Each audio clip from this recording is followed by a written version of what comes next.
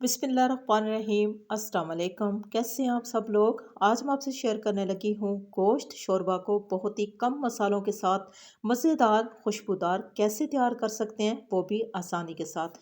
इसकी तैयारी के लिए हमें चाहिए सबसे पहले कुकर, क्योंकि हमने गोश्त को अच्छे से गला लेना है।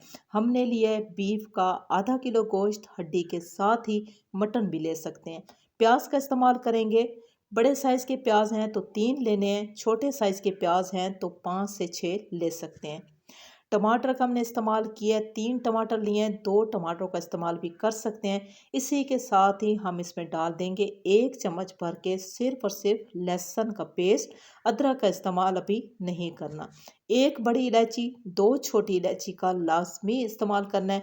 पानी का इस्तेमाल करेंगे, सिर्फ़ और सिर्फ 1 गिलास पानी का लेना है। साथ ही हम इसमें शामिल कर देंगे चंद हरी मिर्चें। मज़ीद नमक या किसी और खुश्क मसाले का इस्तेमाल हरगिज़ नहीं करना। ढक्कन लगाएंगे, मीडियम फ्लेम पे सिर्फ और सिर्फ 15 मिनट के लिए हम गोश्त टमाटर प्याज को इतना कुक कर लेंगे कि ये अच्छे से गल जाए। 15 मिनट के बाद हम चेक करने लगे हैं, खुशबू बहुत ही अच्छी सी आ रही है, क्योंकि गोश्त 90% तक गल चुका है। अब तमाम गोश्त जो है वो हम अलग से बाउल में निकाल लेंगे। सूप, गोश्त और टमाटर को हम अच्छे से ठंडा कर लेंगे। ठंडा करने के बाद जूसर जग में डाल देंगे और एक फ़ाइन किस्म का पेस्ट बना लेंगे। मज़ीद इसकी तैयारी के लिए हमने लिए मिट्टी की हांडी। आपके पास जो भी रेगुलर बर्तन है आप उसका इस्तेमाल कर सकते हैं।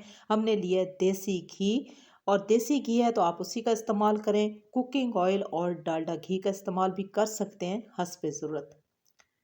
घी में हमने शामिल कर दिया गोश्त को, साथ ही हम कुछ खुश्क मसालों का इस्तेमाल करेंगे। सबसे पहले लेंगे हस्ब ज़रूरत नमक। नमक के साथ ही 1 चम्मच भर के हम लेंगे पिसा हुआ सूखा धनिया।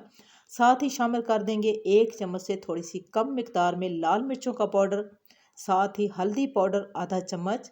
और इसके शोरबे को और मज़ेदार बनाने के लिए हमने इसमें डाल दिया है जी चिकन पाउडर आधा चम्मच। तमाम खुश्क मसालों को अच्छे से गोश्त के साथ ही हमने मिक्स कर देना है, स्लो फ्लेम पे मिक्स करना है। और इसके बाद जी हम लगा देंगे ढक्कन, सिर्फ और सिर्फ 1 मिनट के लिए। तमाम खुश्क मसालों को हमने रोस्ट करना है ताकि इनका कलर बहुत ही अच्छे से आ जाए और मसाले का जितना टेस्ट है वो गोश्त में शामिल हो जाए। 1 मिनट के बाद हम चेक करने लगे हैं तो बहुत ही अच्छी सी खुशबू आ रही है और मसालों का कलर एकदम से चेंज हो चुका है। अब हम क्या करेंगे, इसमें डाल देंगे जी आधा कप दही हमने लिया है, खट्टे वाला दही लिया है।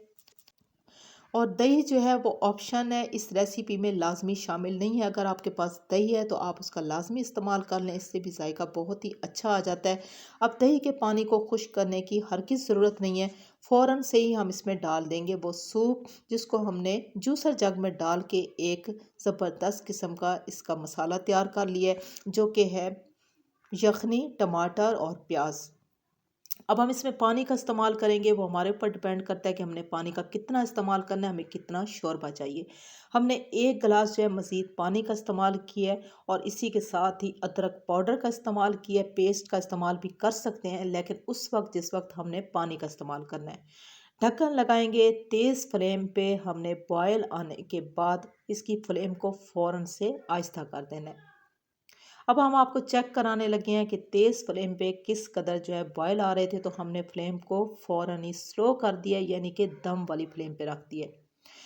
3 हमने हरी मिर्चों का इस्तेमाल किया खुशबू के लिए और जायके के लिए, और साथ ही हम इसमें डाल देंगे जी लेमन जूस। अगर शोरबे को पतला रखना है तो ठीक 1 लेमन जूस का इस्तेमाल होगा, अगर शोरबे को गाढ़ा रखना है तो हाफ लेमन जूस का इस्तेमाल होगा। हमने शोरबे को थोड़ा पतला रखना है, इस वजह से हमने 1 लेमन जूस का इस्तेमाल किया है। दोबारा से तमाम चीज़ों को एक दफ़ा फिर से मिक्स कर देंगे। मिक्स करने के बाद दम वाली आंच पे इस तमाम शोरबे और गोश्त को हम ठीक 30 मिनट के लिए कुक होने देंगे। ठीक 30 मिनट का टाइम लगाएंगे। 30 मिनट के बाद जो है हमने अपने हिसाब से शोरबा रख लेना है और इसको गाढ़ा भी कर लेना है। ढक्कन लगाने लगे हैं, 30 मिनट के बाद दोबारा चेक करते हैं। 30 मिनट के बाद जब हमने देखा है कि ये जो शोरबा जो है गोश्त वाला ये मुकम्मल तौर पे तैयार हो चुका है, तो हमने फ्लेम को मुकम्मल तौर पे बंद कर दिया है। हमें इतना ही शोरबा चाहिए क्योंकि हमने देसी घी का इस्तेमाल किया है। अगर हम शोरबे को गाढ़ा कर देंगे तो ये ज़्यादा हेल्दी हो जाएगा। अगर आप गाढ़ा करना चाहते हैं, यानी कि इस रेसिपी को ट्राई करते वक्त आप मसाले को गाढ़ा करना चाहते हैं, तो आप गाढ़ा कर सकते हैं। लेकिन अगर आप गाढ़ा कर देंगे तो इसका जायका और इसका मज़ा जो है वो दोबाला हो जाएगा।